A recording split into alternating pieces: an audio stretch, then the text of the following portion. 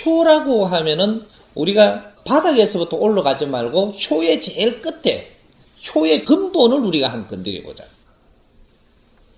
무엇이 효겠는가? 무엇이? 부모님을 기쁘게 해드려야 된다. 이것이 효입니다. 내 가족도 기쁘게 해야 된다. 내 지인들도 기쁘게 해야 된다. 우리가 살아가는 목적이, 제일 큰 목적이 거기에 있는 겁니다. 기쁘게 해줘야 된다. 내 주위를 기쁘게 해줘야 된다. 그 더욱이나 나를 위해서 고생한 분들은 부모님들로 하여금, 형제들도 그렇고 전부 다 기쁘게 해야 되는 것이다.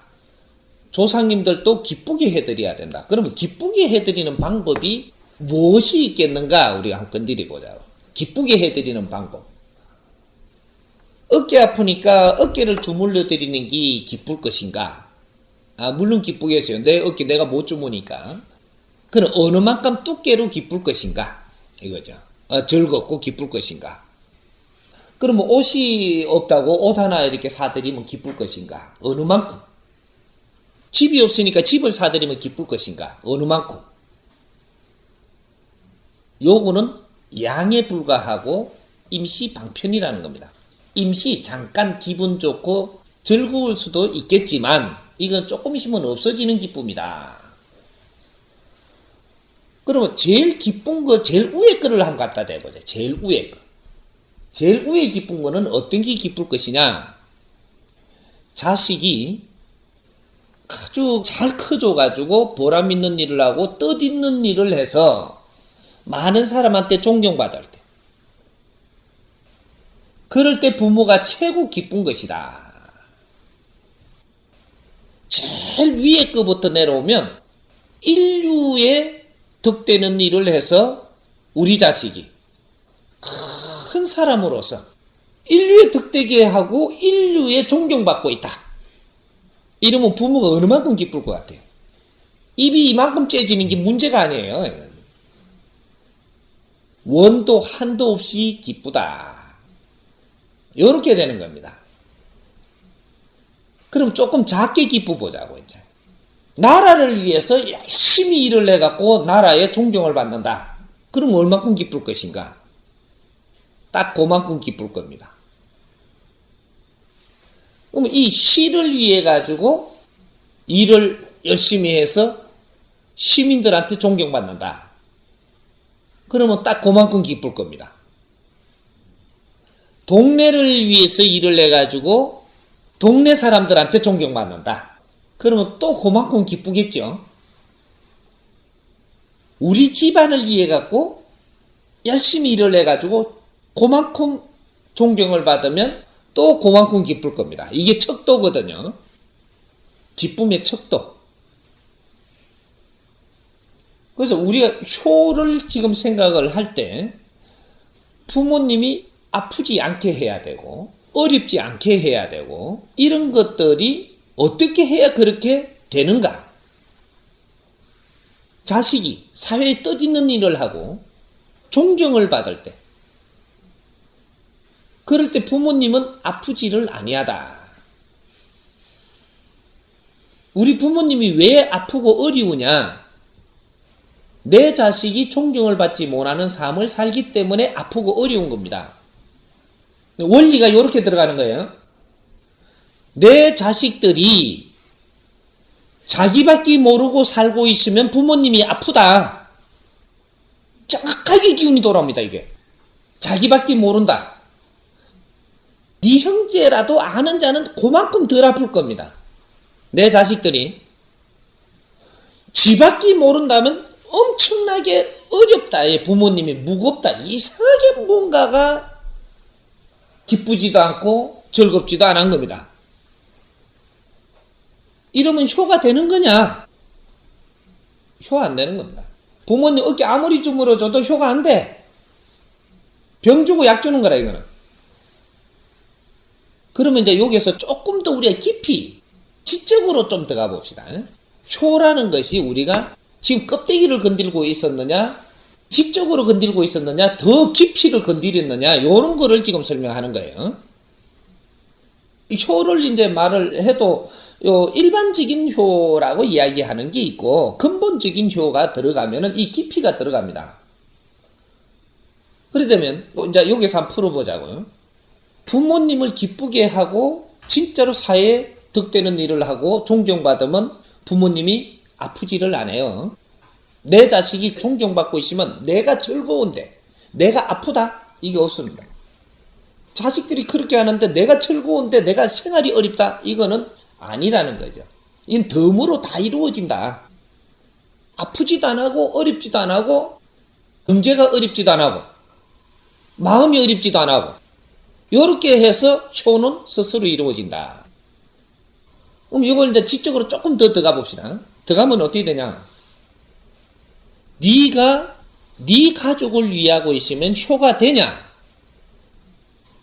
안 됩니다. 네가 네 부모를 위하고 있으면 효가 되느냐? 안 된다. 여기 이제 묘한 겁니다. 너가 너 부모를 위하고 있으면 효를 할 수가 없다. 왜? 네가 네 부모를 위해서 살기 때문에 남을 위해서 살 수가 없는 것이다. 남을 위해서 못 산다는 얘기예요. 네 부모한테 묻기가 있는 한 너는 남을 위해서 살 수 없고 너는 너를 위해서 살려고 하는 한 남을 위해서 살 수 없고 너는 네 형제를 위해서 살려고 하는 한 남을 위해서 살 수 없고 너는 너 자식을 위해서 살려고 하는 한 남을 위해서 살 수는 없다. 이게 무슨 소리냐? 이제 한 발 더 나갑시다. 이제 요래 놓고 한 발 더 나가면 뭐가 나오느냐? 스승님이 지금 이 국민들한테 뭐를 가르치려고 하는 거냐? 공인이 되도록 바라는 겁니다. 공인. 사인이 아니고 공인이 되기를 바란다. 왜? 그래야 효가 일어나니까. 당신들이 공인이 안 되면 절대 효는 있을 수가 없게 돼가 있다. 천선이고 인류의 지도자라면 이 사람들이 할 일이 남을 위하고 백성을 위해서 살아야 할진데 그렇게 하지 않으면 효는 안 된다. 그럼 공인이 되려면 어떻게 해야 되냐? 이제 여기에 들어가자. 공인이 되려면 너를 놓아야 돼. 너를 놓으면 공인이 됩니다. 나를 위해서 사는 것이 아니고 나를 놓으면 남을 위해서 살아요. 네 자식을 놓아야만 남을 위해서 살 수 있다. 네 부모님을 낳아야만 남을 위해서 살 수 있어서 공인이 된다. 네 가족을 놓아야만 남을 위해서 살 수 있는 겁니다. 그럼 가족 다 내비리라고 하는 거냐? 그 소리가 아니에요. 내비는 것이 아니고 안에서 머물지 마라 이 말이에요. 내 부모를 위하는 것은 내 부모님은 가만두고 밖에서 내가 일을 크게 열심히 할 때 내 부모님을 스스로 위하는 게 된다. 내 자식을 왜 반드시 키우려고 들겠느냐? 남한테 필요한 존재가 되게 하기 위해서인데 네가 남한테 필요한 존재가 안 되고 자꾸 내한테 필요한 존재가 되려고 하니까 마음의 눈이 안 열린다 이 말이에요. 큰 게 보이지를 않는다. 네 보물을 놓을 수 있을 때 진정 공인으로 등극을 하는 겁니다. 네 부모는 놓고 타인을 도우라.